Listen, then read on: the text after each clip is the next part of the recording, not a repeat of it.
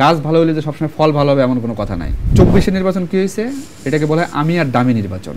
জাতীয় চলচ্চিত্র পুরস্কার প্রাপ্ত অভিনেত্রী রোকেয়া প্রাচীর উপরে হামলা। ভাইয়া ওনার রাজনৈতিক পরিচয় আছে, উনি রাজনীতি করে। যে কোনো আন্দোলন দমানোর জন্য নেতারাই বলতো আমাদের ছাত্রলীগই যথেষ্ট। এই আন্দোলনটাকে এখন নিয়ন্ত্রণ করা প্রয়োজন নাকি আন্দোলন আসলে চলতে দেওয়া উচিত? তাহলে তো আমার বাসায় যদি তেল না থাকে আমিও তো আন্দোলনে নেমে যাব। 3 জন মানুষকে ওখানে সরা 4 জন মানুষকে, সেটা কখনোই সরবে না। শিল্পকলা ডিজি মহাপরিচালক লিয়াকত আলী লাকি, পাপন সাহেব এবং ওয়াসার তাসকিম, আরেকজন কে সেটা আপনারা ভেবে নেন। তার মানে উদ্দেশ্য প্রণোদিতভাবে রাহুল আনন্দের বাড়িতে আগুন একদমই না, যায়নি। নায়ক ফেরদৌস এখন রাজনীতিবিদ। নায়ক রিয়াজ ফেরদৌসের বন্ধু। ফেরদৌস তার বন্ধু কেমন হবে? সালমান এফ রহমান, দরবেশ, বিসিবির পাপন, উনি তো খেলোয়াড়। আপনি একজন লেখক, সিনিয়র সাংবাদিক, চিত্রনাট্যকার, অনেকগুলো পেশার সাথে যুক্ত। আপনার চোখে, আপনি তো সাধারণত লেখনীর মাধ্যমে আপনার মনের ভেতরের ভাব প্রকাশ করেন, সবকিছু তুলে ধরেন। আপনার চোখে এই যে বৈষম্য বিরোধী ছাত্র আন্দোলন, এই যে সরকার পতন বা এই বিষয়গুলো আপনার চোখে কেমন? যখন আন্দোলনটা শুরু হয় তখন কিন্তু আমরা আসলে তো বুঝি নাই যে এই আন্দোলনটা এরকম প্রকট আকার ধারণ করবে।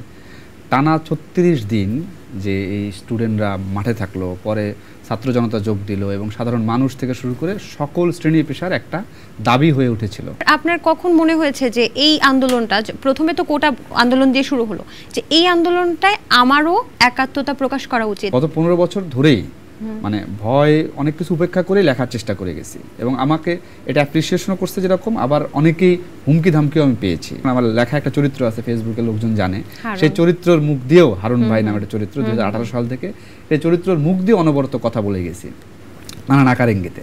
তো যেটা হয়েছে যে আমার কাছে এটা নতুন না, আমার কাছে যখনই যেটা অন্যায় মনে হয়েছে, যেটা মনে হয়েছে যে এটা ঠিক হচ্ছে না, এটা অন্যায় হচ্ছে মানুষের সঙ্গে, এটা প্রতিবাদ করা উচিত, তখনই আমি কথা বলে গেছি। দেখেন শব্দটার মধ্যে একটা খুব মজা আছে, বৈষম্য বিরোধী শব্দটা প্রথমে বলছে বৈষম্য, মানে বৈষম্য হচ্ছে এটা সকল ক্ষেত্রেই।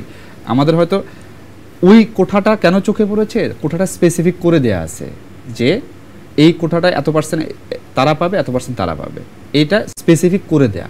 এই কারণে এটা আমরা চোখে দেখতে পাচ্ছি। এরকম অনেক সেক্টরেই আছে, যেটাকে আবার সহজ করে সুন্দর করে লোকে বলে সিন্ডিকেট। ঠিক আছে, তো ওই সিন্ডিকেটটা যেমন আছে এরকম এটা তো অঘোষিত আর কি কোঠা আর কি বলা যায়। আর আরেকটা মজাটা হলো যে এই বৈষম্যটাকে বিরোধ করে যে আন্দোলনটা হয়েছে, এটা শুরু থেকে আমার মনে হয়েছে একাত্ম থাকা উচিত। আমরা জানি যে এই আন্দোলনে আপনি সক্রিয় ভূমিকা পালন করেছেন, যেমন আপনার লেখনীর মাধ্যমে, তেমনি আপনি রাজপথেও ছিলেন, এমনকি আপনি আপনার বাসায় একজনকে জায়গাও দিয়েছেন। আপনি কি তাকে চিনতেন? না, আমি তাকে চিনতাম না। যখন আন্দোলনটা আসলে খুব তীব্র হয়ে যায়, ঢাকা ইউনিভার্সিটি যখন বন্ধ ঘোষণা করা হয় হলগুলো, ওই সময় আমি ঘোষণা দিয়েছিলাম কারো যদি থাকার সমস্যা হয় তারা যেন আমার সঙ্গে যোগাযোগ করে, ইনবক্সে যোগাযোগ করলেই হবে। এবং আমি ইনফ্যাক্ট প্রতিদিনই কমপক্ষে 2 বার করে আদার্স মেসেজ যেটা আছে সেটা চেক করেছি যে কেউ আসলে চাইলো কিনা। এর মধ্যে আমি যারা পরিচিত ছোট ভাই ব্রাদার এবং বিভিন্ন গ্রুপ আছে সেগুলোতে নক করেছি যে কারো যদি সমস্যা হয় জানাতে। তো তখন আসলে ওইভাবে কারো দরকার পড়ে নাই, কিন্তু আন্দোলনের পরে, সরকার পতনের পরে একদিন পরে, মানে 5 তারিখে পতন হয়েছে, 6 তারিখ রাতে আমার কাছে একটা ফোন আসে, আমাদের রিলেটিভ আসলে ফোন করে, একটা পরিচিত একজন, যে তার বাসায় তার একটা ছোট বোন আটকে গেছে শাহবাগে, তার বাসা মোহাম্মদপুরে এবং মোহাম্মদপুর যেতে পারছে না। তখন মোহাম্মদপুরে ওই দিন ডাকাত বলে এক ধরনের গুজব তৈরি হয়েছে, কিছু সত্যতাও হয়তো আছে। তো না যাওয়ার কারণে যে ওখানে গেলে রিস্ক হতে পারে, তখন রাত প্রায় 12টার উপরে বাজে, 12:30টার মতো। তো আমি আসলে ওই সময় বলি নিরুপায় হয়েছে, কিছু করার নেই, যেহেতু আসতে যাচ্ছে আসুক। তো ও জানায় যে তার সঙ্গে আরও একজন আছে। তো এরকম ওই দিন রাতে আস্তে আস্তে 3 জন আমার বাসায় আসে থাকে। এর মধ্যে একটা মেয়ে, 2 জন ছেলে, তাদের মোটামুটি থাকার ব্যবস্থা করে দেই। সমস্যাটা হয়ে গেছে, তারা থাকে রাতে, ওই দিন খায় আমাদের সঙ্গে, মানে আমরা আগে খেয়ে নিয়েছি, তারপর তাদের জন্য খাবারের ব্যবস্থা করা হয়, খাওয়া দাওয়া শেষ করে তারা ঘুমায়, পরদিন সকালে খুব সুন্দর করে চলে যায়। এবং তারা সবাই স্টুডেন্ট, মানে ইয়াং, ওদের কার্ডটার। এবং আমি ওই দিন বলে দিই যে তোমার ফ্যামিলিকে জানাও, সেফ আছো, কোনো সমস্যা নেই। তার একদিন পরে ওই মেয়েটার গার্জিয়ান, মানে মা এবং তার মামা আর একটা বোন আমার বাসায় আসে। তখন আমি অফিসে কাজ করছিলাম। আমাকে আমার ওয়াইফ ফোন করে বলে দ্রুত যে বাসায় আসার জন্য, তারা যারা আগের দিন থেকে গেছে তাদের রিলেটিভ ফ্যামিলি আসছে। তো এর মধ্যে তারা আমার ফোন করে অলরেডি আমার বাসার যে অ্যাপার্টমেন্টের প্রেসিডেন্ট, সেক্রেটারি যারা আছে তাদেরকে ফোন করে বিষয়টা জানায় যে আমাদের এখানে একটা মেয়ে ছিল, রাতে তারা আমাদের কিছু জানায় নাই। তাদের অভিযোগটা হচ্ছে এরকম, মানে তার বাবা মার পক্ষ থেকে। হ্যাঁ, তো আমাদেরকে জানায় নাই, মেয়েটার কোনো ধরনের দুর্ঘটনা ঘটে যেতে পারতো, কেন জানায় নাই, এরকম একটা অভিযোগ আমাকে দেয়। তো আমি যে রিলেটিভের মাধ্যমে তারা থাকছে, আমি ওই রিলেটিভকেও বলি যে আসার জন্য, বিষয়টা আমরা সমাধান করার চেষ্টা করি। তো আমি এসে তাদের নিচে বসেছিল, আমি উপরে বাসায় নিয়ে যাই, তাদের চা নাস্তা খাওয়ার ব্যবস্থা করি। এবং তখন আসলে পুরো বিষয়টা আমি বলি যে আপনার মেয়ের যে কোনো ধরনের দুর্ঘটনা ঘটতে পারতো, ওই যাতে রাত 12:30 1টা বাজে যখন সে বাইরে থাকতো কিংবা মোহাম্মদপুরে যেত, যে কোনো ধরনের অ্যাক্সিডেন্ট ঘটতে পারতো, এই কারণে আসলে থাকতে দেওয়া। তো বললো যে আপনার না জেনে একটা মানুষকে কেন থাকতে দিয়েছেন? তাই আমি বললাম ভাই, একটা মানুষ বিপদে পড়ছে, যেই হোক, এটা তো আমার একটা মানুষ হিসেবে কর্তব্য যে আমি তো এটা চাইবো যে মানুষটা যেন সেফ থাকে। আর আমি তো এমন না যে যার রেফারেন্সে আসলে আসছে আমার বাসায় তা সে আমার পরিচিত এবং আমাদের খুব কাছের মানুষ, এই কারণে থাকতে দেয়া। বলতেছে না, এটা আপনি কাজটা ঠিক করেন নাই এবং আপনি খুবই অন্যায় করেছেন, তারা আমাদেরকে কিছু জানায় নাই, আমরা সারাদিন খোঁজাখুঁজি করেছি, আমরা খুবই টেনশনের মধ্যে ছিলাম, কাজটা খুবই অন্যায় করেছেন। তাই আমি বললাম ভাই, আমি তো আপনার উপকার করছি, মেয়েটা সেফ আছে, মেয়েটাকে জিজ্ঞেস করেন, মেয়েটাও আসছে সেদিন, ওকে জিজ্ঞেস করেন ওর কোনো সমস্যা হয়েছিল কিনা, কোনো ঝামেলা হয়েছিল কিনা, এটা জিজ্ঞেস করেন, তাহলে তো উত্তরটা পাবেন। কয় না, ঝামেলা হয় নাই, কিন্তু এটা কাজটা ঠিক করেন নাই। তাই আমি বললাম ভাই, আমি একটা মানে মানুষকে সেভ করেছি, কোথায় আপনি থ্যাঙ্কস দেবেন, তার উল্টো আপনারা আমাকে মানে দোষী সাব্যস্ত করতেছেন, এটা তো একটা অন্যায়। তারপর তারা যাই হোক, পরে তারা খুব ঠান্ডা হয়েছে, বুঝেছে, এবং তারা পরে শেষ মুহূর্তে যাওয়ার আগে সরি টরি বলেছে যে আমরা আসলে ওই দিন আমাদেরকে ফোন করে যে মেয়েটা জানাইতো, তাহলে এই সমস্যাটা হইতো না। আচ্ছা, বুঝেছে আর মানে তার বাবা মাকে তিনি জানাননি যে মেয়েটা ছিল। হ্যাঁ। আচ্ছা, তাহলে গার্ডিয়ানের কিন্তু এই কথাটা বলাটা একদমই যুক্তিযুক্ত। না, অবভিয়াসলি, কিন্তু আমি ওই জায়গাটা থেকে বলেছি যে তোমরা ফ্যামিলিকে জানায় দাও যে তোমরা সেফ আছো, কোনো প্রবলেম নাই। শুধুমাত্র তাদের প্রতি মমত্ববোধ বা তাদের এই আত্মত্যাগটাকে সাপোর্ট করার জন্যই আপনি জায়গাটা দিয়েছেন, কিন্তু এতে কিন্তু হিতে বিপরীত হতে পারতো, আপনার বাসায় কিন্তু ডাকাতি হতে পারতো, আপনাকে অনেক রকম দুর্ঘটনাও ঘটতে পারতো। এখন ধরেন যে সবকিছু তো মেনে নিতে হবে, আমরা তো মানুষ, আসলে মানুষ যদি মানুষের পাশে না দাঁড়ায় তাহলে আসলে কে দাঁড়াবে? আপনি রাজপথেও ছিলেন এবং সবাইকে খাবার বিতরণ থেকে শুরু করে অনেক কাজ করেছেন, একটু যদি দু একটা স্টোরি বলতেন আপনার আসলে সেই সময়কার অভিজ্ঞতাটা। আমি সেদিন অফিস যাচ্ছি, আমার বাসা ইস্কাটন, অফিস হচ্ছে বসুন্ধরা আবাসিক এলাকায়। তো ওই দিন তো যথারীতি বাস বন্ধ। তো আমি বাসে যাওয়ার সময় গাড়িতে তখন লোকজন কথা বলছিল এই পরিস্থিতিটা নিয়ে, এবং আমার সবচেয়ে আনন্দের বিষয়টা হচ্ছে আমি ওই দিন তো বাস টাস পাওয়া কঠিন, লোকাল বাসে উঠেছি। তো ওঠার পরে চুপচাপ মানুষের কথা শুনছে, আসলে এইটা তারা কিভাবে দেখছে আন্দোলনটাকে। খুব মজার বিষয় হচ্ছে আমার ওই সময় এত আনন্দ হয়েছে যে একটা মানুষও ছাত্রদের আন্দোলনকে খারাপভাবে দেখছে না, প্রত্যেকটা মানুষ ছাত্রদের এই আন্দোলনটাকে খুব ইতিবাচকভাবে নিয়েছে। এবং তারা এই যে আটকে আছে ঘন্টার পর ঘন্টা, ধরেন আমি এখান থেকে বাসে উঠে মহাখালী পর্যন্ত গেছি, মহাখালী যাওয়ার পরে আর আগাচ্ছে না গাড়ি, তখন কি হয়েছে, মানুষজন ক্ষেপে যাওয়ার কথা, রাগ হওয়ার কথা, তারা একজনও রাগ হচ্ছে না, তারা নেমে যাচ্ছে অথবা কথা বলছে। এবং পুরো জিনিসটা আমি ওই সময় একটা পোস্ট দিয়েছিলাম যে ওই লোকজন আসলে কি বলছে এসব নিয়ে, যে মানুষের আসলে ইয়েটা কি। এবং তারা ধরেন ওই তখন তৎকালীন প্রধানমন্ত্রী শেখ হাসিনাকেও গালাগাল করছে, এবং একজন বলতেছে না উনি বঙ্গবন্ধু কন্যা, আরেকজন বলতেছে না উনি গাছ ভালো হলে যে সবসময় ফল ভালো হবে এমন কোনো কথা নাই, এরকম আকার ইঙ্গিতে নানানজন কথাবার্তা বল। তখনও তো আসলে ভয়ের মধ্যে আমরা আছি। তারপরে আমি নেমে গেলাম, নেমে যাওয়ার পরে আমি গেলাম হচ্ছে বনানীতে ওই সময় দেখলাম তুমুলভাবে আন্দোলন চলছে, সকল ইউনিভার্সিটির স্টুডেন্টরা এসে ওইখানে আন্দোলন করছে। ওই সময় আমি একটা লাইভ করেছি ফেসবুকে, এবং ওদেরকে যতখানি পারি মোটিভেট করা। এবং আমার বিশ্বাস করেন ওই সময়টাতে আমার একটা অনুভূতি হয়েছে যে আমি প্রত্যেকটা স্টুডেন্টকে মনে হচ্ছে বুকে জড়ায় ধরে, যেটা আন্দোলন করতেছে আমার শরীর রক্ত গরম হয়ে যাচ্ছে, যে বুকে জড়ায় ধরার একটা অনুভূতি, যে এদেরকে প্রত্যেককে জড়ায় ধরি। তো এরপরে আমি গেলাম হচ্ছে নতুন বাজার এলাকায়। এর মধ্যে আরেকটা ঘটনা ঘটে গেছে যে আমার ওই সময় বাহন নাই, হাঁটা বা বাইক বা রিক্সা কোনো না কোনোভাবে যেতে হয়। তো আমার একটা বন্ধু হঠাৎ করে পেয়ে গেলাম বাইক সহ, সে সহ নতুন বাজার গেলাম। নতুন বাজার গিয়ে আমরা চায়ের দোকান, তখন সব থমথমে। ওই দিনটা হলো আপনার প্রাইভেট ইউনিভার্সিটির যখন স্টুডেন্টরা নামলো রাস্তায়, ওই দিনের ঘটনা। তো ওই দিন রাস্তা দিয়ে একটা মিছিল গেল বিশাল বড়, রামপুরা থেকে মিছিলটা হচ্ছে একদম পর্যন্ত প্রগতি সরণি। সবচেয়ে মানে নাশকতা বা গোলাগুলি কিন্তু ওই রামপুরা বাড্ডা এই এলাকাগুলোতে বেশি হয়েছে। ওই মিছিলটা গেল, মিছিলটা যাওয়ার সময় তো মিছিলে আসলে দেখার পর তো স্বাভাবিক উত্তেজনা তৈরি হয়ে যায়, এবং তাদের স্লোগান মানে এটা তো রক্তে আসলে গরম করে ফেলে। তো তো আমি ওই সময় টং দোকানে চা খাচ্ছিলাম, দুটো ছেলে ওইখানে, তখনও মিছিলটা আসে না, দুটো ছেলে দাঁড়ায় আছে, স্টুডেন্ট আইডি কার্ড। তো আমি বললাম আপনি কি খাবেন, ওদের সাথে কথা বলতেছিলাম আন্দোলন কি অবস্থা, কেমন চলছে। তো দুজনকে ডাব খাওয়াইলাম আগে, যে দুজন স্টুডেন্ট, তখন মিছিলটা বললাম মিছিলটা আসে নাই, আন্দোলন হচ্ছে এই পাশে ও পাশে। দুজন ডাব খেলো, ডাব খাওয়ার পর চলে গেল। আমি বললাম আরও কিছু কিনে দিই, কয় না আমাদের যাইতে হবে মিছিলে, এই সামনে বড় মিছিল হবে ওখানে যাব। এরপরে দেখলাম রামপুরে একটা বিশাল মিছিল আসতেছে, ধরেন এত মানুষ, এত স্টুডেন্ট, মানে মানুষ তো আছেই, পাশাপাশি স্টুডেন্টও আছে। তো ওইখানে আমার আসলে টং দোকানে যা পাওয়া গেছে, ওইখানে আমি আর আমার ওই বন্ধু মিলে একসঙ্গে কিনে দিলাম, যে ওদের বিস্কিট, চা, পানি, তারপরে ওখানে কলা ছিল, কলা, এরকম কেনাকাটা করে দিলাম। তো ওই লোক খুবই বিপদগ্রস্ত, মানে যে টং দোকানদার, সে ভাবছে যে আসলে টাকা পয়সা দেবে কি দেবে না, মিছিলের সমানে দিচ্ছে। তাই বলে আপনি জাস্ট ওয়েট করেন, টাকা দিয়েই আমরা সবগুলো নেব। তো ওই সময় তাদেরকে দিলাম, দেওয়ার পর মিছিলটা চলে গেল, আমি এদিকে অফিসে যাব। তো আমি এই জায়গায় একটু পয়েন্টটা নোট করি যে এটা শুধু আমি না, আরও যে মানুষ এটার সঙ্গে যুক্ত হয়েছে, এই আন্দোলনের সঙ্গে, বাচ্চাদের, এই স্টুডেন্টদেরকে পাশে থেকেছে, এটার একটা উদাহরণ দিই। আমি মিছিল চলে যাওয়ার পরে ফাঁকা রাস্তায় একটা অটো নিলাম যে আমি অফিস পর্যন্ত যাই। জাস্ট অটোতে উঠছি, ওই সময় একটা ছেলে দৌড়ে আসলো, ভাই আমি হাঁটতে পারতেছি না, স্টুডেন্ট আইডি কার্ড আমাকে নিতে হবে। বললাম অবশ্যই, উঠে পড়ো। ওর দেখা থেকে আরও দুজন এসে উঠলো, এক অটো রিক্সায় আমরা 4 জন।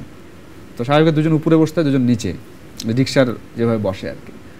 তো আমি ওদেরকে বললাম, মানে আমার খুব আগ্রহ জন্মল, ওদের গল্প করতে করতে যাচ্ছিলাম, তোমাদের বাসা থেকে বের হইলা, ওরা ওই রাস্তায় যে প্রাইভেট ইউনিভার্সিটি আছে ওগুলারই স্টুডেন্ট আসলে, তুমি বের হলা কীভাবে তোমার বাসা থেকে? তো একজন উত্তর দিল যে আমার আসলে বাবা আমাকে আটকায় রাখছিল বাসায়, আমার কোনোভাবে আসতে দেবে না, পরে আমার কাছে একটা ডুপ্লিকেট চাবি ছিল, সেই চাবি দিয়ে খুলে আমি বের হয়ে চলে আসছি।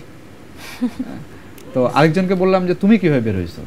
তো ওর খুব উত্তরটা হলো যে ভাই আমার বাবাকে বলছি যে আমি যাব, বাবা আমাকে বললো যে যাবা, কোনো সমস্যা নাই, আন্দোলনে যাও, মিছিল করো, কিন্তু সেফ থাকার চেষ্টা করো, কোনো দুর্ঘটনা যেন না ঘটে। তো আমার বাবা আমাকে পাঠিয়ে দিয়েছে, আমি চলে আসছি। এরকম প্রত্যেকেরই গল্প আছে। তো আমি ওদেরকে বললাম যে চলো তোমাদের দোকানপাট থেকে তোমাদের কিছু কিনে দিই, খাও তোমরা কিছু একটা, অনেকক্ষণ ধরে বাইরে আসো, কি খাইছো না কিছু ঠিক নাই। তো ওরা খুব সুন্দর করে জবাব দিল, ভাইয়া আমাদের কিচ্ছু লাগবে না। বললাম কারণ কি, ক্ষুধা লাগে নাই? কয় এই পুরো মিছিলটা আসতে এবং আমরা যখন যেখানে ছিলাম রামপুরাতে, এত মানুষ এত খাবার দিয়েছে যে আমরা খেয়ে শেষ করতে পারি নাই, এবং প্রচুর মানুষ আমাদেরকে বাসা থেকে পানি দেওয়া এবং পানির বোতল কিনে দেওয়া, বিস্কিট দেয়া, আরো যত ধরনের খাবার আছে বাসা থেকে রান্না করে খাবার ওদেরকে দিয়েছে যে তোমরা খাও। দেখতে পাচ্ছি যে কিছু একটা হলেই আন্দোলনের প্রতি একটা ঝুঁকে যাচ্ছে মানুষ। বাহিনী আন্দোলন হচ্ছে, কখনো আমি বলছি না কোন বাহিনী, আপনি নিশ্চয়ই বুঝে নিচ্ছেন বাহিনী আন্দোলন হচ্ছে। এই যে খণ্ড খণ্ড আন্দোলন, আমরা যদি এখন চিন্তা করি, অনেক তো হলো আন্দোলন, কিন্তু ব্যবসা বাণিজ্যের ক্ষতি, রাস্তা আটকে যাওয়া, বা আমাদের দিন শেষে তো আমাদের ইনকাম করে খেতে হবে, এই বিষয়গুলো কিন্তু পুরো জনজীবন থমকে যাওয়া। এই কথায় কথায় আন্দোলন বিষয়টা আপনি কিভাবে দেখছেন? এই আন্দোলনের পরিবর্তে কি অন্যভাবে সমাধান করা যায়? একটা উদাহরণ দেই, ধরেন আপনি শাওয়ার ছেড়েছেন বাসায়, অফ করতে গেছেন, সাথে সাথে কি বন্ধ হয়ে যায় পানি পড়া? কিছুটা সময় একটু তো ছোট ছোট ছোট ছোট অল্প অল্প করে ড্রপ পড়তে থাকে, তাই না? ভালো উদাহরণ দিয়েছেন আপনি। আচ্ছা আচ্ছা, একইভাবে আপনি বাসার ট্যাপ যে কোনো কিছুই সাথে সাথে তো আর বন্ধ হয়ে যায় না।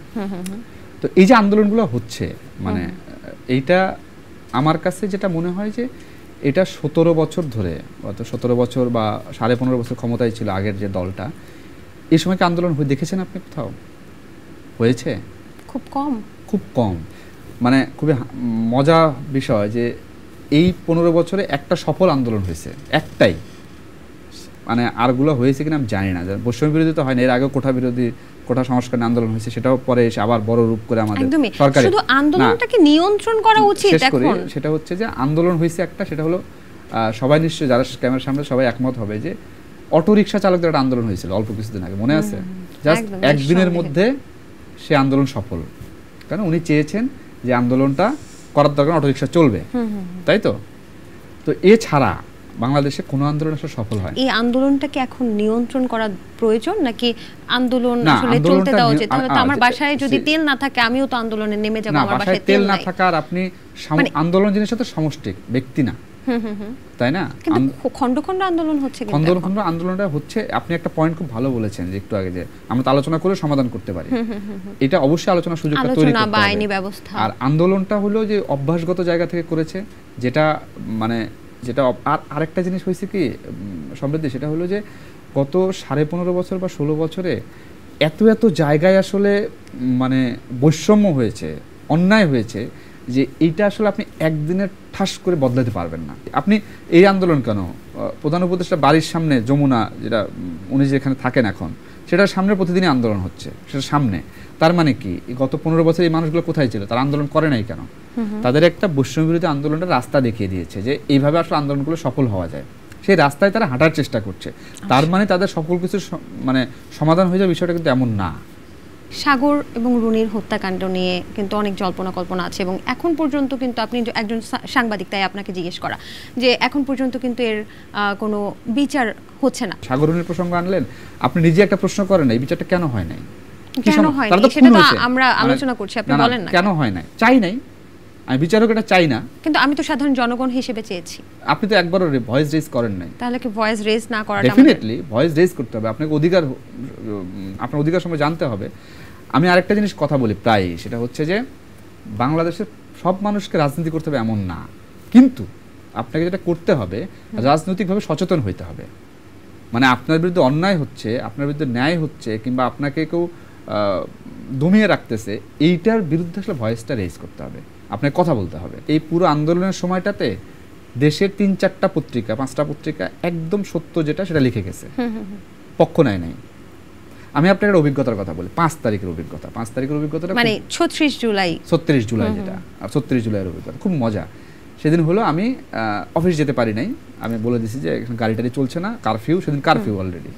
বাসায় গেলাম, একটা টিভি ছাড়লাম, টিভি চ্যানেল নামটা বলছি না সঙ্গত কারণে, যে কোনো বেসরকারি, তো বেসরকারি একটা চ্যানেল। তখন বাজে হচ্ছে 2টা সংবাদ হচ্ছে।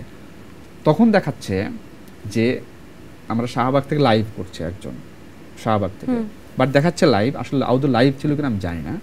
লাইভ বলতেছে যে শাহবাগ কোনো লোকজন নাই, কেউ নাই, পুরো ফাঁকা মাঠ, এবং একটু আগে বৃষ্টি হয়ে গেছে, খুব সুন্দর আবহাওয়ার বর্ণনা দিতেছে, সেনা টহল বাড়তেছে, এটা সেটা হচ্ছে।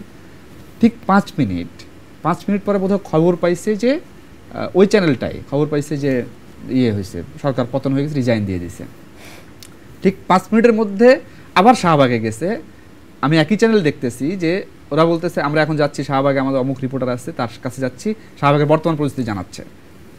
সে বলতেছে শাহবাগে মানুষের ঢল নেমেছে, এবং তারা খবর পেয়েছে যে প্রধানমন্ত্রী পদত্যাগ করেছে, উনি পালিয়ে গেছে, এইসব নিয়ে। এবং মানুষের যে অনেকজন ইন্টারভিউ নিচ্ছে, বয়স্ক মানুষ, ছাত্র, সবার কেমন লাগছে, কি অনুভূতি। 5টা মিনিট গেছে, 5 মিনিটসের মধ্যে ক্যারেক্টার চেঞ্জ। সাংবাদিক তো মানুষ, তাই না? তার পরিবার আছে, তার আত্মস্বজন আছে, সকল কিছুর মধ্যে আছে। দিন শেষে এই যে পরিবর্তনটা, এখানে সাংবাদিকদেরও ভূমিকাও আছে, আপনি এটা অস্বীকার করতে পারবেন না। তো এই চাপ আর চাওয়া, ওই যে আমি চাই যে আমি আসলে সম্পদশালী হয়ে উঠি, আমি একটু সরকারের কাছে থাকতে চাই, আমি একটু ক্ষমতাবান হইতে চাই। আপনি একটা লেখা ছিল এই আন্দোলনের সময়ে, আমি লেখকের প্রথম আলোতে ছাপা হয়েছিল, সাংবাদিকরা দিন দিন ক্ষমতাশালী হয়ে উঠছে, অনেক বড় একটা লেখা, আপনি লেখাটা গুগল করলে পেয়ে যাবেন। তো এই চাওয়াটা তো জরুরি, আপনি যেমন বিচার করতে চাওয়াটা থাকতে হবে, একই সঙ্গে ধরেন যে ওই সদিচ্ছা থাকলে বিচারটা হওয়া সম্ভব। আবার যদি চান যে আমি ক্ষমতাবানের কাছাকাছি থেকে নিজে লাভবান হতে চাই, সেটাও সম্ভব।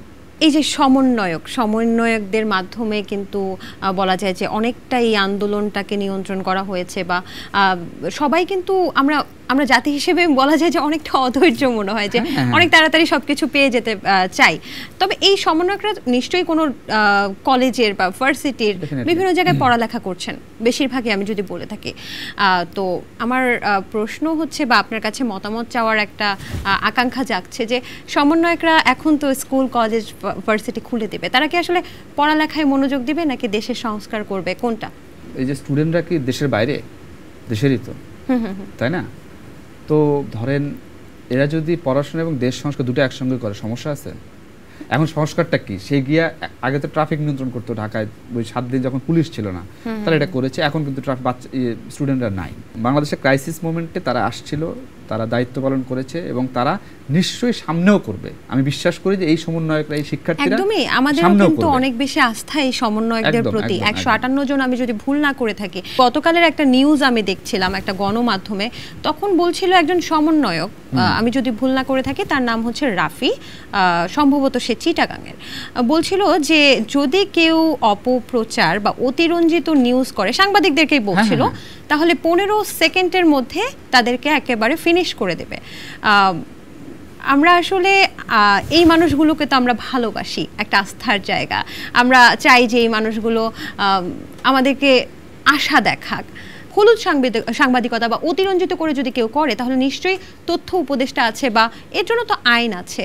15 সেকেন্ডের মধ্যে ফিনিশ করে দিব, এই কথাটা আপনার কাছে কেমন লেগেছে আমার প্রথম প্রশ্ন। আর যদি এই রকম বলা যায় না একটু থ্রেটমূলক কথাবার্তায় যদি এরকম হয় তাহলে সেই কথিত সাবেক দলীয় নেত্রীদের 7 মিনিটের মধ্যে ফিনিশ করে দেব, ওটার সাথে এটার আসলে পার্থক্যটা কোথায় থাকলো? আচ্ছা, প্রথম কথা হচ্ছে যে আপনি যেটা বললেন যে অধ্যত্বপূর্ণ আচরণ কিনা, আপনার কাছে কি মনে হয়েছে? আসলে তাই। আর আরেকটা জিনিস হলো সাংবাদিকতার যে কোনো মানুষই যে কোনো জায়গায় কথা বলে নিশ্চয় কোনো কারণ আছে। তার আগে বলে নেই যে এই যে বলেছে আমি এটাকে মানে কোনোভাবেই সমর্থন করি না। প্রথমত সেটা 5 মিনিট হোক, এর আন্দোলন চলাকালীন সময় এক নেতা বলছিল ছাত্রলীগের যে 5 মিনিটের মধ্যে সকল ছাত্র অন্যায় করলে তো আইন আছে, বিচার আছে। কিন্তু ঝামেলাটা হয়েছে কোথায়? ধরেন গত 15 বছরে আইন তো আসলে আইনের জায়গায় নাই। আমি খুব সহজ করে বলি, ধরেন যে কোনো আন্দোলন দমানোর জন্য নেতারাই বলতো আমাদের ছাত্রলীগই যথেষ্ট, বলতো না? লাস্ট সময়ে বলেছে ধরেন বিএনপি আন্দোলন করুক বা ছাত্ররা করুক, যে কেউই করুক, এই রাজাকার দমন বলি। আর ওই যে লাস্ট যখন রাজাকারের প্রসঙ্গ আসলো, এই জন্য ছাত্রলীগই যথেষ্ট। মজাটা হইলো ছাত্রলীগের কি এটা কাজ? না, অবশ্যই না। এই কারণ এই অন্যায়ের বিরুদ্ধেই তো আসলে ছাত্ররা জেগে উঠেছে। ছাত্রলীগের কাজ না, আইন শৃঙ্খলা বাহিনী আছে, ওটাও তো কাজ না যে রাস্তায় গিয়ে মারামারি করা, সেটাও তো কাজ, তাদের কাজ না। একদমই তাই। আমি ওটাই বলছি যে এইটা তো ধরেন গত 15 বছরের চর্চার মধ্যে দিয়ে আসছে। তো জেল ছেলেটা বলতেছে 15 সেকেন্ডের মধ্যেই আমি আসলে সাংবাদিকদের ভ্যানিশ করে দেব। সে কি তাহলে শিখেছে? সাবেক এটা শেখার একটা এবং অভ্যাসের একটা, শুরুতেই বলছিলাম যে অভ্যাসটা চালু আছে। আচ্ছা, বাট ও একটা টার্ম বলেছে যে এটা অন্যায়, মানে যারা হলুদ সাংবাদিকতা করবে এরকম সাংবাদিকদের আমরা 15 সেকেন্ডেই শেষ করে দেব। বাক স্বাধীনতার বিষয়টা যখন আসলো যে আমরা স্বাধীন, আপনিও তো বলতে পারেন আমি এখন 10 মিনিটের মধ্যে দীপ্ত টিভি খালি করে দেব। আমি তো সমন্বয়ক না, নরমালি বলে আপনি দীপ্ত টিভির উপস্থাপিকা, বলতে পারেন যে আমি দীপ্ত টিভি 15 মিনিটের মধ্যে খালি করে দেব, এই ক্ষমতা আমার আছে, বলতে পারেন না? আপনি তো সমন্বয়ক না বলে দীপ্ত টিভির কথা বলছেন। আচ্ছা আচ্ছা। তো এখন আমি কি আপনার কথা গুরুত্ব দেব? ধরেন আমরা যতটুকু পড়াশোনা করে জেনেছি যে 71-এর পর যখন বিজয় আসে তারপরেও কিন্তু একটা দেশে এক ধরনের বিশৃঙ্খল অবস্থার মধ্যে ছিল, দুর্ভিক্ষও হয়, তারপর দুর্ভিক্ষ হয়েছে, যেগুলো আমরা অনেক কিছু জানি না। হয়তো আমাদের যেভাবে গত 15 বছর ইতিহাস শেখানো হয়েছে, বলানো হয়েছে, সেটাই জানি। সেটা সোশ্যাল মিডিয়ায় আছে কিংবা সোশ্যাল মিডিয়া সব বিশ্বাস করার দরকার নেই, বই পুস্তক আছে বিভিন্ন জনের, ওই সময়গুলো জানলেই আমরা পারবো। তো একটা বিশৃঙ্খল অবস্থা, যেটা আপনি শুরুই বলেছিলেন যে আমরা বিশৃঙ্খল সময় পার করছি, এইটা ধীরে ধীরে কমছে। এই সমন্বয়কের যে কথা বাড়াবাড়ি, এটাও ধীরে ধীরে কমে যাবে, এটা নিয়ে এত চিন্তা হওয়ার কোনো কারণ নাই। জেনারেশন জি বলা হচ্ছে এই প্রজন্মকে, এবং তারা নিঃসন্দেহে অসাধ্যকে সাধন করতে খুবই পটু। আপনি কোন জেনারেশন, ওয়াই নাকি এক্স, কোন জেনারেশনে পড়ছেন? আপনি কি বের করেছেন? আমি তো মানসিকভাবে জেনারেশন জি তে আছি, মানসিকভাবে জেনারেশন জি তে। তো এই যে জেনারেশন জি এরকম অসাধ্য সাধন করছে, এই জেনারেশনকে আমরা বলেছি মোবাইল স্ক্রলিং জেনারেশন, এই জেনারেশনকে আমরা বলেছি পড়ালেখা করে বিদেশে যাওয়ার ফন্দি, এই জেনারেশনকে বলছি তোদেরকে দিয়ে কিচ্ছু হবে না, আমাদেরকে দেখে, আমাদেরকে বলতে আমিও কিন্তু জেনারেশন জি এর, অর্থাৎ আমার বাবা মা বলেছে আমাদেরকে দেখে শিখ। তো এই জেনারেশন যে এই অসাধ্যকে সাধন করে দিল, এই 15 বছরের বলা হচ্ছে যে 15 বছরের স্বৈরাচার শাসনের পতন কিন্তু তারাই ঘটিয়েছে, এই বিষয়টা আপনি কিভাবে দেখছেন? এই জেনারেশন মোবাইল স্ক্রল করে, এটাও একটা গুরুত্বপূর্ণ কাজ, তার মানে সে আপ টু ডেট থাকতেছে। মোবাইল দিয়েই কিন্তু আন্দোলনটা হয়েছে। আরো বিষয় হচ্ছে দেখেন আপনি, এই আন্দোলনের পরে সফল হওয়ার পরে তারা কিন্তু ওই যে ড্রোন উড়িয়ে ডাকাত খুঁজেছে। আচ্ছা, দেখেছেন নিশ্চয়ই। আমরা এটাও দেখেছি, মাইক দিয়ে বলেছে ডাকাত তুমি কোথায়, চলে আসো আমাদের কাছে। আগে দেখতাম যে, যদি একটু বলি, আগে দেখতাম যে যখন মা খালাদের মুখে শুনেছি যে ডাকাত আসলে লাঠি সোটা নিয়ে সবাই দৌড়তো, ছেলেরা লাঠি নিয়ে ডাকাত পেটাতো। এখন দেখেছি ডাকাতকে নিয়ে ডিজে পার্টি করা, এবং আগে মসজিদের মাইকে হচ্ছে ঘোষণা করা হতো ডাকাত পড়েছে, কে কোথায় আছো, সবাই লাঠি সোটা নিয়ে আসো। এখন আমরা দেখছি যে মাইকিং এ ছাত্ররা বা ছেলে পেলে বা প্রতিবেশীরা ঘোষণা করছে ডাকাত তুমি কোথায়, আমার কাছে চলে আসো। আইনের কথা বলতেছিলেন, ওরা কিন্তু আইন নিজের হাতে তুলে নেয় না, উল্টো অপমান করে ছেড়ে দিয়েছে। ও আর জীবনে মানে মানুষের সামনে ডাকাতির শব্দটা উচ্চারণ করতে পারবে না। অনেক মৃত্যু হয়েছে, অনেক মানুষ মারা গেছে, অনেক ছাত্ররা মারা গেছে নির্বিচারে, অনেকে আছে যে আন্দোলনেই নামেনি, হয়তো কোথাও ছিল সেখানেও মারা গেছে। তো এই বিষয়টা তো, আপনি একজন লেখক, আপনি নিশ্চয়ই আপনার জীবন থেকেই আপনার ঘটনাগুলো নেন, আপনার লেখনীতে সেগুলোকে প্রকাশ পায়, অনেকটাই প্রকাশ পায়। এই সার্কামস্টেন্স থেকে কি আপনার কোনো প্রভাব পড়বে আপনার লেখনীতে? আমরা যারা টুকটাক লেখালেখি করি তারা তো আসলে এই রসদটা পাই, পুরো পরিস্থিতিটা নেই। এবং আমার সৌভাগ্য বলি যে আমি এই প্রজন্মে জন্মগ্রহণ, এই সময়টা আমি দেখেছি নিজের চোখে, এবং এটার সঙ্গে আমি জড়িত ছিলাম, এটার সঙ্গে ছিলাম। এটা আমার জন্য সবচেয়ে বেশি আনন্দের।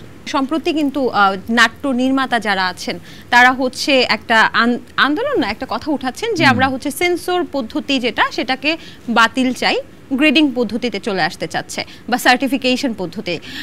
আমি যতটুকু জানি যে আপনার লেখা একটা সিনেমাও সেটাও হচ্ছে সেন্সরে আটকে আছে, কেন এবং এটা কেন এতদিন মুক্তি পায়নি, এটা আমি একটু জানতে চাচ্ছি। গল্পের একটু প্রেক্ষাপটটা বলি যে আমাকে এটার যে ডিরেক্টর সাজ্জাদ খান, সে আমাকে একটা লিঙ্ক পাঠায়, বিবিসির একটা রিপোর্ট পাঠায় বাংলাদেশের ওই কমিউনিটিটা নিয়ে। তো আমি সেটা দেখে ওই কমিউনিটির সঙ্গে মিশেছি, কথা বলেছি, যোগাযোগ করেছি, এবং আমি টানা 2 বছর এটা রিসার্চ করেছি। পার্টিকুলার কমিউনিটিতে কারা আসলে বলা যায় এইটা আমি বলতে চাচ্ছি না। আচ্ছা, ঠিক আছে। তো যেটা হয়েছে যে এটা রিসার্চ করার পর এটা শ্যুট হয়েছে, সিনেমা রেডি হয়েছে, তারপরে আমরা সেন্সরে জমা দিয়েছি। এবং সেন্সর থেকে এটা আটকে রাখা হয়েছে কারণ এটা তারা বুঝতে পারছে না। এটার সাপোর্টিং হিসেবে আমি অসংখ্য আর্টিকেল আমরা জমা দিয়েছি যে এটার এই কারণে এই প্রবলেম মানুষের হতে পারে, এরকম মানুষ পৃথিবীতে আছে, এটার পুরো পৃথিবী জুড়ে এই সাবজেক্টটা কাজ হয়েছে খুব কম, হয় না যে একেবারে তা না, খুব কম হয়েছে। তো এই সাবজেক্টটার পুরো জিনিসটা আমরা সেন্সর বোর্ডে জমা দিয়েছি, ছবির সাথে এটাও সাপোর্টিং হিসেবে জমা দিয়েছি। তারা এটাকে মানে এই সিনেমাটা পাঠাইছে হচ্ছে পিজি হাসপাতালে। সিনেমাটা পিজি হাসপাতালের নিউরো সার্জন একজন আছেন, তার চিফকে বলা হয়েছে সিনেমাটা দেখে তারা যেন আসলে মতামতটা দেয় যেটা সেন্সর দেওয়া যাবে কি যাবে না। আমার দুঃখটা বুঝতে পারছে না যে এটা নিয়ে আসলে কথা বলা যায়, এটা নিয়ে এটা সিনেমা হইতে পারে, এটা ধারে কাছেই যাচ্ছেন। আমি ঠিক জানি না এটা কী নিয়ে ভয়। এটা কোনো পলিটিক্যাল সিনেমা না, এটা ধরেন কোনো খুন রাহাজানি না, কোনো কিছুই না। এটা সিম্পল একটা গল্প আমরা বলে গেছি, যে গল্পের মূল উপজীব্যটা হচ্ছে ওই সাবজেক্টটা। শিল্পকলা একাডেমির মহাপরিচালক পদত্যাগ করেছেন, তো সেক্ষেত্রে আপনি মহাপরিচালক পদে কাকে দেখতে চান এবং যিনি পদত্যাগ করেছেন তার সম্পর্কে কি কিছু বলতে চান কিনা? না, উনি তো মহাপরিচালক আসলে মহাই ছিলেন, উনি ছোটখাটো মানুষ ছিলেন না। লিয়াকত আলী লাকী, হ্যাঁ সেটাই বলছি যে উনি খুব ছোট মানুষ ছিলেন। মহা মানে তো মহাপরিচালক মানে অনেক বড় আর কি। তো ওনাকে আমরা খুব মজা করে বন্ধু সার্কেলে বলতাম যে এটা আসলে বলাটা এখন ঠিক হবে কিনা, তারপরে বলে নেই, ভুল কিছু কেটে দিন। সেটা হচ্ছে যে 3 জন মানুষকে ওখানে 4 জন মানুষকে আমরা এই সময় পোস্ট দিতাম ফেসবুকে যে একজন হচ্ছে এরা কখনোই সরবে না, মানে এরা কে একজন শিল্পকলা ডিজি মহাপরিচালক লিয়াকত আলী লাকী, তারপরে হলো বিসিবির প্রধান যিনি ছিলেন পাপন সাহেব, এবং ওয়াসার তাসকিম, আরেকজন কে সেটা আপনারা ভেবে নেন। এরকম আমরা পোস্ট দিতাম ফেসবুকে, আপনারা জানেন। মানে আরেকজনের নাম আমরা বলতে পারতাম না ভয়ে, ওই সময় আতঙ্কে। কি এমন ক্ষমতা বলে তারা দিনের পর দিন এই জায়গায় বসেছিলেন একদম আসন ঘেরে। আচ্ছা, তো এটা তো বটেই, এটা লিয়াকত আলী লাকী সরে গেছে, আরো যারা সবাই সরে যাচ্ছে। মানে আমরা ধরে নিতে পারি যে তারা আসলে কাজের চাইতে, মানে যোগ্যতার চাইতে দলটাকে গুরুত্ব দিয়ে এই ক্ষমতার জায়গাটায় বসেছিল এতদিন। এখন কি মহাপরিচালক পদে আপনার কোনো পছন্দ আছে? স্পেসিফিক কোনো পার্সন আমি বলবো না, একজন যোগ্য মানুষকে আপনারা চাচ্ছেন, যে যোগ্য মানুষ হবে তিনি যেন আসলে বসেন। কিন্তু এই যে খণ্ড খণ্ড বিভিন্ন ঘটনা হচ্ছে, এই ঘটনাগুলোর জন্য কিছু মানুষ কিন্তু স্ট্যাটাস দিচ্ছে যে কেন এই স্বাধীনতাই কি আমরা চেয়েছিলাম, দেশটা কি তাহলে রসাতলে গেল, আরো দেখবে, এখন তো বাকি আছে, সামনে আরো দেখবে। এই ব্যাপারে আপনি যদি ঘটনাগুলো বিশ্লেষণ করে একটু বলতেন যে এই স্বাধীনতা কি আসলে আমরা চেয়েছিলাম? আচ্ছা, প্রথম কথা হচ্ছে যে যারা এই ধরনের পোস্ট দিচ্ছে এই স্বাধীনতা কি চেয়েছেন তারা কারা? আমি আপনাকে জিজ্ঞেস করছি, কারা তারা হইলো ওই লোকগুলা কি কখনো লিখতে পারতেছে যে আমরা শেখ হাসিনাকে চাই? আবার আমরা যখন এই সরকার ছিল তখন আমরা বন্ধু মহলে আলোচনা করতাম, তখন একটা কথা খুব কমন ছিল যে আওয়ামী লীগ আসলে যে একের পর এক নির্বাচন করতেছে ভোটার ছাড়া, নিজেরা নির্বাচন করতেছে। যেমন 14তে নির্বাচন হয়েছে, 300 আসনের মধ্যে 153 জন এমপি বিনা প্রতিদ্বন্দ্বিতা নির্বাচিত হয়েছে। কিন্তু তারা তো বলতো সুষ্ঠু নির্বাচন হয়েছে। এই পয়েন্টটা তো এটাই, তারা বলছে সুষ্ঠু। 153টা আসনে কোনো প্রতিদ্বন্দ্বী নাই, সেটা কিভাবে সুষ্ঠু নাকি অসুষ্ঠু আপনি কিভাবে বলবেন, ব্যাখ্যা দিতে পারবেন? 18 সালের নির্বাচন রাতের ভোট বলে পরিচিত, এটা জাপানের রাষ্ট্রদূত থেকে শুরু করে পুরো পৃথিবী জুড়ে লোকজন জানে রাতের ভোট হয়েছে, রাতের বেলা। 24-এর নির্বাচন কি হয়েছে, এটাকে বলা হয় আমি আর দামি নির্বাচন। মানে আমার প্রতিদ্বন্দ্বী দাঁড়াবে আমার ভাই কিংবা আমার সার্কেলের কেউ, এটা নির্বাচন। এখন মানুষকে তো কথা বলতে দেওয়া হয় না, মানুষকে ভোট দিতে দেওয়া হয় নাই। প্রশ্নটা হইল এইটা না করার ফলে এই দলটা দিন দিন অজনপ্রিয় হয়ে উঠেছে। দুঃখজনক হচ্ছে যে এই দলটা বুঝেই নাই যে তারা আসলে অজনপ্রিয় হয়ে উঠছে। এবং যেটা বন্ধু মহলে বলছিলাম যে আওয়ামী লীগ আসলে এই ঘটনাগুলো করে, এই কাজগুলো করে নিজেরা গর্ত খুঁড়ে যাচ্ছে, সেই গর্তে নিজেরাই পড়লো এবার। মানে আমরা তখন বলতাম যে এমনভাবে গর্ত খুঁড়ে যাচ্ছে, এই গর্তে এমনভাবে দলটা পড়বে যেটা উঠে দাঁড়াতে পারবে না। রোকেয়া প্রাচীকে শোক দিবস পালন করতে দেয়নি, রোকেয়া প্রাচী সহ ভিন্ন মতের অনেকেই বা শোক পালন করতে দেয়নি, আমি দুঃখিত। তো এই বিষয়টা কি আপনি সাপোর্ট করেন কি করেন না, যদি একটু ছোট করে বলতেন। না, রোকেয়া প্রাচীর বিষয়টা শোক পালন করতে দেওয়া হয় নাই, তার সঙ্গে আমার কথা হয়েছে ওই সময়ে, এবং পেশাগত কারণে, এবং তাকে বলা হয়েছে তাকে বেধড়ক পিটিয়েছে। আমি আসলে এখন পর্যন্ত তাকে পেটানো কিংবা ওই দিন তো 14 তারিখ ছিল, 15 তারিখ না 14 তারিখ, ওই দিন তো ওইখানে যারা ছিল তারা নিশ্চয়ই নাও করে না, ভিডিও করা যাবে না, ছবি তোলা যাবে না, এটা করা যাবে না। এবং হ্যাঁ, সেখানে আরেকটা বিষয় ছিল কিন্তু সাংবাদিকদেরকে ছবি এবং ভিডিও তোলাতে বা মোবাইল ধারণ করতে বাধা দেওয়া হয়েছে, এবং মোবাইল থেকে সেই মোবাইল চেক করে মোবাইল থেকে ডিলিট করা হয়েছে, এমন কথা উঠে এসেছে। এটা হচ্ছে সাংবাদিকদের বেলায় না, সাধারণ মানুষের বেলায়। সেটা 15 তারিখ, আমি 14 তারিখে ছিলাম। আচ্ছা, 14 তারিখে কিন্তু রোকেয়া প্রাচীর সঙ্গে কথা হয়েছে যখন আমার, এই ঘটনার প্রায় ঘন্টাখানেক পরে আমি ফোন করলাম। উনি বললেন যে উনি মানে দৌড়ানো বা হাঁপানোর মতো একটা বিষয়। তাই আমি বললাম যে আপা আপনি কি অবস্থা এখন? আমাদের খুব বেধড়ক পিটিয়েছে, এটা করছে ওটা করছে, অনেক কিছু বললেন। আমি বললাম আপা হাসপাতালে যান। আমার জন্য কি হাসপাতাল এখন সেফ? বললাম সেটাও তো কথা, তো আপনি কোথাও গিয়ে ট্রিটমেন্ট নেন অ্যাটলিস্ট। আচ্ছা, এখন এরপরে যেটা হলো যে আমরা ওনাকে পেটানো কিংবা ইয়ে কোনো ফুটেজ, কোনো ছবি কিছুই পাইলাম না। এখন এই সময় এসে কি এটা সম্ভব? পাওয়া যাবে না? আপনার মনে হয় এটা? কেউ না কেউ তো ছবি তুলবে, কেউ না কেউ তো একটা ভিডিও করবে, কোনো না কোনো তথ্য তো আমরা পাবো। তাহলে কি তিনি মিথ্যা কথা বলেছেন, এটা বলছেন? আচ্ছা, উনি মিথ্যা কথা বলছে কি বলেন, সেটার উত্তরটা আপনি নিজে জাজ করেন। আপনাকে আমি একটা প্রশ্ন করি, উনি ঠিক পরের দিন ভারতের একটা গণমাধ্যমে কথা বলেছেন, আপনি শুনেছেন ওটা? না, আমার শোনা হয়নি। ওইটা শুনে নেবেন। ওইখানে উনি বলেছেন এখানে বাংলাদেশের সকল হিন্দুর বাড়িতে হামলা হচ্ছে, মন্দিরে হামলা হচ্ছে, ঢাকা শহরের প্রত্যেকটা বাড়িতে লুটতরাজ চলতেছে। আপনার বাড়িতে লুটতরাজ হয়েছে? না। আমার বাড়িতে হয়েছে? না। সামনে যারা আমার সামনে বসে আছেন তাদের বাড়িতে হয়েছে? জিজ্ঞেস করেন তো। তাহলে উনি কেন বললেন যে প্রত্যেকটা বাড়িতে লুটতরাজ হয়েছে, লুট করা হয়েছে, কেন বললেন? কিন্তু আমরা কিন্তু খন্ড খন্ড তাহলে এটা দেখে কি আপনি বলতে পারেন না শুনেছি যে মন্দির ভাঙা হয়েছে এরকম কিছু? গত 15 বছরে এই ঘটনা ঘটলে কি বলতো জানেন সরকারের লোকজন? এটা বিচ্ছিন্ন ঘটনা, এটার সঙ্গে আমাদের কোনো সম্পর্ক নেই, বিচ্ছিন্ন ঘটনা। ধানমন্ডি 32 নাম্বার বাড়ি, বলা হচ্ছে যে এটা একটা রাষ্ট্রীয় সম্পদ, এবং আমাদের যদি বলি যে আমাদের 1971 সালের মুক্তিযুদ্ধে বঙ্গবন্ধু বা যিনি হচ্ছেন শেখ মুজিবুর রহমান, ওনার অবদান কিন্তু আমরা একদমই অ্যাভয়েড করতে পারবো না, অস্বীকার করতে পারবো না। তো এই ঘটনাটা যদিও একটা বিচ্ছিন্ন ঘটনাই যদি বলি, তাহলে এই ঘটনাটার সাথে কি আপনি সমর্থন করছেন যে এছাড়া ওই যে বীরশ্রেষ্ঠ যারা আছেন তাদের মূর্তিও কিন্তু ভাঙা হয়েছে, তাদের ভাস্কর্য ভাঙা হয়েছে, এই ঘটনাটাকে আপনি কিভাবে দেখছেন যদি বলেন? যে কোনো ধরনের ধ্বংসযজ্ঞ আমরা এটা সমর্থন করি না, মানে আমি ব্যক্তিগতভাবে সমর্থন করি না। এবং আমি আপনাকে একটা পয়েন্ট টু বি নোটেড যে আমার এলাকা ধুনট থানা, আমার বগুড়ার ধুনট থানা, সেখানে ধরেন আমার খুব আনন্দের গর্বের বিষয়, সেখানে কোনো ধরনের সহিংসতার ঘটনা ঘটেনি। একটা দুইটা খুবই মানে খুবই কম যে এটা বলারও প্রয়োজন। থানা হামলা হয় নাই, কোনো রাজনৈতিক দলের নেতা কোনো বাড়িতে হামলা হয় নাই, কিচ্ছু হয় নাই। চেষ্টা করা হয়েছে, সেটা থামানো হয়েছে। সেটা ধরেন আমার যতখানি সামর্থ্যের মধ্যে ছিল আমি এখান থেকে ফোন করে হোক, যেভাবে হোক সেটা চেষ্টা করেছি। আপনি যদি বলেন গণভবন লুটপাট হয়েছে, গণভবনে আমি কিন্তু গণভবন যেদিন হয় লুটপাট, ওখানে আমি স্টিল নাও ছিলাম, আমি এবং আমার এক বন্ধু। তো যেটা হয়েছে যে ওটার উত্তরটা মোহাম্মদ ইউনূস খুব ভালো দিয়েছেন, আমাদের উপদেষ্টা। ওটা শুনেছেন আপনি তার কথা? তাই কিন্তু একই প্রশ্ন করা হয়েছিল যে আপনি এখন তো দেশে একটা অরাজক অবস্থা চলতেছে, গণভবন লুট হয়েছে, বঙ্গবন্ধুর মূর্তি বিয়ে করতেছে। উনি দুটো টার্ম বলেছেন, গণভবন যখন লুট হয় কিংবা হয় আবার ফেরত আসছে, মানে উল্টো ঘটনা, অনেকেই 80% সম্পত্তি কিন্তু ফেরত আসছে, উল্টো ঘটনা ঘটেছে। উনি এটা উত্তর দিয়েছিলেন যেটা হচ্ছে স্বৈর শাসকের বিরুদ্ধে বিজয়ের সেলিব্রেশন, মানে এই যে ভাঙা হচ্ছে ওনার ভাস্কর্য, এটার উনি কেন ভাঙছে লোকজন, এটার উত্তরটা ওনার মেয়ে ভালো দিতে পারবে। আপনি একটা স্ট্যাটাস দিয়েছেন, আমি যদি ভুল না করে থাকি, আজ অনেকগুলো গরু বেঁচে গেল, 15ই আগস্ট এই স্ট্যাটাসটা দিয়েছেন। আমি একটু জানতে চাচ্ছি এর পেছনে মর্মার্থটা কি, যে আজ অনেকগুলো গরু বেঁচে গেল? আমাদের বঙ্গবন্ধু যখন 15ই আগস্টে পুরো ফ্যামিলি সহ মারা গেছে, শোক নানাভাবে পালন করা হয়, কিন্তু গত 15 বছরের শোক পালনকে আপনি দেখেছেন, খেয়াল করেছেন? কেমন বলেন?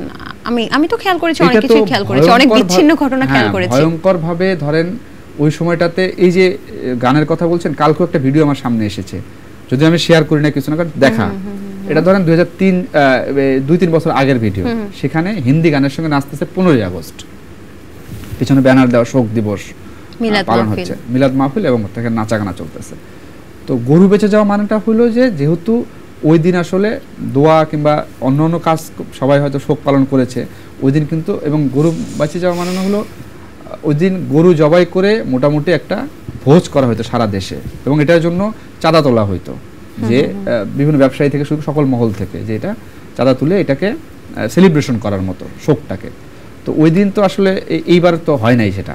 ভারতীয় গণমাধ্যম নিয়ে কিন্তু অনেক কথা হচ্ছে, যে ভারতীয় গণমাধ্যম বাংলাদেশ সম্পর্কে, বাংলাদেশের কোটা আন্দোলন সম্পর্কে বা এই বৈষম্য বিরোধী ছাত্র আন্দোলন সম্পর্কে অনেক রিউমার ছড়াচ্ছে। এই ব্যাপারে কি আপনি কিছু বলতে চান? হ্যাঁ, বলতে চাই। তার আগে আপনাকে একটা প্রশ্ন করি, আমাদের যে স্বৈরশাসক প্রধানমন্ত্রী পালালেন সেদিন কোথায় গেছে? ভারতে গিয়েছে, আমরা যতটুকু জানি এখন পর্যন্ত তথ্য মতে। ভারতে গেছে, ভারত আমাদের জানিয়েছে উনি ওখানেই আছেন। তো ভারত তো এসব ছড়াবে, এটা তো স্বাভাবিক। তারা একজন স্বৈরশাসককে আশ্রয় দিয়েছেন, অন্য কোনো দেশ তো নিচ্ছে না। আচ্ছা অপূর্ণ ভাই, আমার একটু জানতে ইচ্ছে করছে যে এই যে আমাদের শেষ হয় না, দাঁড়ান, কি ছড়াচ্ছে একটা উদাহরণ দেই আপনাকে, দুই একটা বলেন না। মাশরাফির বাড়ি আগুন জ্বালায় পুড়িয়ে দেওয়া হয়েছে, যদিও যে কোনো ধরনের ধ্বংসযজ্ঞ সমর্থন করি না, আগেও বলেছি। সেটাকে চালানো হয়েছে লিটন দাসের বাড়ি পুরানো হিসেবে। আচ্ছা আচ্ছা, এর মধ্যে মন্দির পুরানোর অনেকগুলো খবর বের হয়েছে। এমনও হয়েছে মন্দিরের পাশে আওয়ামী লীগের কার্যালয়, সেটা পুরানো হয়েছে, ছড়ানো হয়েছে মন্দির পুরানো হয়েছে। উল্টো ঘটনাও তো আমরা দেখেছি, যে মন্দির পাহারা দেওয়ার ঘটনাগুলো দেখেছি না। এখন ধরেন গতকালকে একটা রিপোর্ট হয়েছে, বিবিসি একটা রিপোর্ট করেছে, আপনি একবার চোখ বুলাবেন, সেখানে দেখবেন যে ভারতীয় গণমাধ্যম কত ধরনের ফেক খবর তারা প্রকাশ করেছে বাংলাদেশ নিয়ে, এই সময় নিয়ে। সেখানে সকল উদাহরণ এবং স্পেসিফিক বলে দেওয়া আছে যে এই জায়গাগুলোতে তারা ফেক খবর ছড়ানো হয়েছে। তাহলে কি মন্দিরে আগুন দেয়া হয়নি? আমি তো আগেই বললাম যে দুই একটা যে মানে হয় নাই বললে হলো, গত আওয়ামী লীগের শাসনামলে যা হয়েছে তার তুলনায় অনেক কম হয়েছে। আচ্ছা আচ্ছা, ঠিক আছে, অনেক কম হয়েছে। মানে সেটা আমার এলাকায়, আমার যাদের হিন্দু বন্ধু বান্ধব আছে, হিন্দু যারা, আপনি এক পয়েন্টটা মনে রাখতে, মানুষের ক্ষোভ কিন্তু আসলে হিন্দুদের উপরে না, আওয়ামী লীগের উপরে। এখন আওয়ামী লীগ যদি ধরেন হিন্দু নেতা হয়, তার বাড়ি লুট হয়, তাহলে আপনি কি বলবেন? আবারও বলতেছি, সমর্থন দেই না আমি এই ধরনের লুটতরাজকে, সমর্থন দেই না, কিন্তু এটাকে হিন্দু হিসেবে ট্যাগ করবেন নাকি আওয়ামী লীগ হিসেবে ট্যাগ করবেন, কোনটা করবেন? এরকম তো আওয়ামী লীগ নেতার বাড়িতে লুটতরাজ হয়েছে। আপনি আচ্ছা, বুঝতে পেরেছি, মানে আওয়ামী লীগ নেতা। আপনাকে আরেকটা জিনিস বলে দেই, এই যে রোকেয়া প্রাচীর প্রসঙ্গটা ছিল, আমরা খুবই ধরেন আমার খুবই দুঃখ লাগে যে বলা হয় যে জাতীয় চলচ্চিত্র পুরস্কার প্রাপ্ত অভিনেত্রী রোকেয়া প্রাচীর উপরে হামলা। ভাইয়া, ওনার রাজনৈতিক পরিচয় আছে, উনি রাজনীতি করে।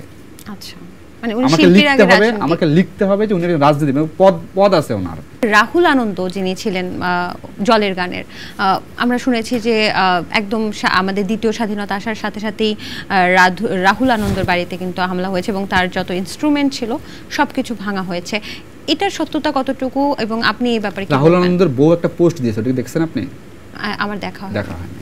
ওইখানে রাহুল আনন্দের বউ একটা স্পেসিফিক করে দিয়েছে, এবং এই ঘটনা যখন ঘটে রাহুল আনন্দের বাড়িতে, তখন আমি তো সাংবাদিকতার সূত্রে অনেকের সঙ্গে কথাবার্তা হয়, নিউজও করেছি। আপনাকে আমি বলে রাখি, রাহুল আনন্দের বাড়িটা কোথায় এটা কি জানেন? রাহুল আনন্দের বাড়িটা হলো 32 নম্বরের বাড়িটার ঠিক পাশে। ধরেন আপনার সোফায় একটা আগুন লেগেছে, এখান থেকে টেবিলে ছড়াইতে পারে না, টেবিল থেকে আমার সোফায় আসতে পারে না, খুব সহজ। কিন্তু এই আগুনটাও এভাবেই লেগে গেছে, এবং আমরা তো আসলে রাহুল আনন্দ বলি বা ওই পরিবারটা বলি, কেউই আসলে প্রস্তুত ছিলাম না ওই সময়ের জন্য। স্বাভাবিকভাবে সকল ইনস্ট্রুমেন্ট ওইখানে রেখে তাদের চলে আসতে হয়েছে, এবং এটা স্পেসিফিক করে দিয়েছে রাহুল আনন্দের বউ একটা পোস্ট দিয়ে ঘটনার কয়েকদিন পরে। আচ্ছা, তার মানে উদ্দেশ্য প্রণোদিতভাবে রাহুল আনন্দের বাড়িতে আগুন একদমই না, যায়নি, একদমই না, ভাঙচুরও হয়নি না। আমরা একটা র্যাপিড ফায়ার খেলবো। হ্যাঁ, সেই র্যাপিড ফায়ারের নিয়মটা আমি বলে দিচ্ছি। যেমন একটা নাম বলবো, সেটা যে কোনো ব্যক্তিত্ব হতে পারে, সেটা সাংস্কৃতিক ব্যক্তিত্ব হতে পারে, রাজনৈতিক ব্যক্তিত্ব হতে পারে, কন্টেন্ট ক্রিয়েটর হতে পারে, যে কেউ। আমি জানি আপনি সোশ্যাল মিডিয়াতে অনেক অ্যাক্টিভ, আপনি সবাইকেই চেনেন মোটামুটি। যদি আমাকে জিজ্ঞেস করা হতো যে বলো সমৃদ্ধি, তুমি বলো যে আমাদের অপূর্ণ ভাইয়া সম্পর্কে, অপূর্ণ ভাইয়া কি, আমি বলতাম একটা বিশেষণে বিশেষায়িত করতাম, তিনি হচ্ছেন একজন সাহসী লেখক। তেমনি আপনি এখন আমি যার নাম বলবো, যাদের নাম বলবো, তাদেরকে বিশেষণে বিশেষায়িত করবেন। বলেন। শমী কায়সার, রাজনীতিবিদ। নায়ক ফেরদৌস। নায়ক ফেরদৌস এখন রাজনীতিবিদ, আগে আগে অভিনেতা ছিলেন। নায়ক রিয়াজ। নায়ক রিয়াজ ফেরদৌসের বন্ধু। মানে উনি ফেরদৌস যা তার বন্ধু কেমন হবে, একই তো। আচ্ছা, মানে সমমনা, তাই তো বলতে পারছেন। আচ্ছা, মমতাজ। মমতাজ তো ধরেন কি বলবো, এটা মমতাজ গানের পাখি বলা যায়, এমপি বলা যায়, রাজনীতিবিদ বলা যায়। মাহিয়া মাহি। মাহিয়া মাহি ট্রাকের চালক, মার্কা ট্রাক ছিল এমপি ইলেকশনে। মোজাম্মেল বাবু। মোজাম্মেল বাবু উনি আসলে কি বলবো, চাইলেও সাংবাদিকতা করতে পারতেন। সালমান এফ রহমান। দরবেশ। এখন কি? এখনো দরবেশ, কারণ তাকে ডিম ছুঁড়ে ফেলেছিল যে এখন সে তো আইনজীবী মারা গেছে আর কি। দরবেশের ক্ষমতা আছে বলা যায়। জুনায়েদ পলক। পলকে হলো নেটের কারিগর, বিচ্ছিন্ন নেটের কারিগর। শ্যামল দত্ত। উনি আমার মনে হয় মেধার ব্যবহারটা ঠিকঠাক করলো না। নাইমুল ইসলাম খান। নাইমুল ইসলাম খান এটা মানে হাত দিয়ে যা ছুঁই তাই দুঃখ হয়ে যায় টাইপ। উনিও প্রেসিডেন্সি হইলেন, সরকারও পতন হয়ে গেল। বিসিবির পাপন। উনি তো খেলোয়াড়। ভারত তো আমাদের পার্শ্ববর্তী রাষ্ট্র, তো সেক্ষেত্রে আপনাকে মনে হয় যে আমাদের এইবারই তো বাংলাদেশের প্রথম হলো যে আমাদের প্রধানমন্ত্রী কোনো একটা দেশে গিয়ে চলে গেলেন? এর আগে একজনের হয়েছিল, পালায়ে গেছে যে একজন ছিল, এটা বোধহয় 600 বছর আগের কাহিনী। তখন বাংলার নবাব ছিলেন লক্ষণ সেন, তিনিও এরকম রাজ্য ছেড়ে পালিয়ে গেছিলেন। এবং 600 বছর পরে আরো একটা ঘটনা বাংলাদেশে ঘটলো, মানে 600 বছর পর এই বাংলায় আরো একটা ঘটনা ঘটলো। সেক্ষেত্রে আমাদের পার্শ্ববর্তী রাষ্ট্রের সাথে আমাদের যে ব্যবসায়িক বা বিভিন্ন সংযোগ তো আছে, সেই সংযোগে কোনো সমস্যার সৃষ্টি হতে পারে বা কিছু হতে পারে বলে আপনি কি মনে করেন? আমার কাছে যেটা মনে হয়, এখন যারা আসলে সরকারে আছেন, অন্তর্বর্তীকালীন সরকার এবং ভারত, এবং আমার কাছে আমি খুব ছোট্ট মেধায় যেটা বুঝি, ভারত আমাদের পার্শ্ববর্তী রাষ্ট্র এবং ভারতের সঙ্গে আমাদের অবশ্যই প্রতিবেশী হিসেবে সুসম্পর্ক রাখতে হবে, এবং তারাও নিশ্চয়ই আমাদের সঙ্গে সুসম্পর্ক রাখবেন, এবং প্রয়োজনে অপ্রয়োজনে আমরা একে অপরের সবসময় পাশে থাকবো। রাজনৈতিক জায়গা থেকে হয়তো পরিবর্তন হবে, তাদের দেশে যেরকম হবে আমাদের দেশেও হবে, তার মানে এই না যে প্রতিবেশীর সঙ্গে সম্পর্ক নষ্ট হবে। গত 15 বছরের আন্দোলনে, রাজনীতি স্পেসিফিক করে বলি, বিএনপি জনগণের কাছে পৌঁছাতে পারে নাই কোনো আন্দোলন জনগণের দাবি নিয়ে পৌঁছাতে পারে নাই। আর গত 15 বছরে আওয়ামী লীগ জনগণ থেকে বিচ্ছিন্ন হয়ে গেছে, যার পরিণতি আমরা দেখতে পাচ্ছি। তো এখন যে কোনো রাজনৈতিক দল জনগণের পাশে থাকার চেষ্টা করে, সে নতুন হোক বা পুরনো হোক, জনগণের মুডটা বুঝতে পারে। এবং ধরেন এটা 20 বছর আগের বাংলাদেশের পরের বাংলাদেশ আলাদা। তার মানে আপনি তরুণদেরকে তরুণ নেতৃত্ব চাচ্ছেন? অবভিয়াসলি এটা না কোনো ভুল নাই। অন্তর্বর্তীকালীন সরকার বা বর্তমান সরকারের প্রতি আপনার কোনো প্রত্যাশা আছে? একটাই প্রত্যাশা, সেটা হলো যে এই পুরো জায়গাটাতে, মানে পুরো বাংলাদেশের সকল সেক্টরে আসলে খুব নাজুক অবস্থা, দলীয়করণ, আত্মীয়করণ, সকল জায়গাতে আসলে খুব বাজে অবস্থা। এইটাকে ঠিকঠাক করে স্থিতিশীল করে তারপর আসলে নির্বাচনমুখী হয়ে যাওয়াটা উত্তম। এটা হচ্ছে আমার চাওয়া আসলে। এই জন্য যদি সময় দীর্ঘায়িত হয়, সেটা সেটা আলোচনা সাপেক্ষে সেই সময়টুকু নিয়ে এই যে সকল সেক্টরে সংস্কার করে তারপরে আসলে মাঠে নামতে হবে। দর্শক, এই ছিল দ্য টক রুমের আজকের আয়োজন। আশা করছি পুরো আয়োজন আপনাদের ভালো লেগেছে, এবং আগামী পর্বে আবারও কোনো বিশেষ অতিথিকে নিয়ে কিন্তু আমরা হাজির হয়ে যাব। সেই পর্যন্ত সবাই ভালো থাকুন, সুস্থ থাকুন। খোদা হাফেজ।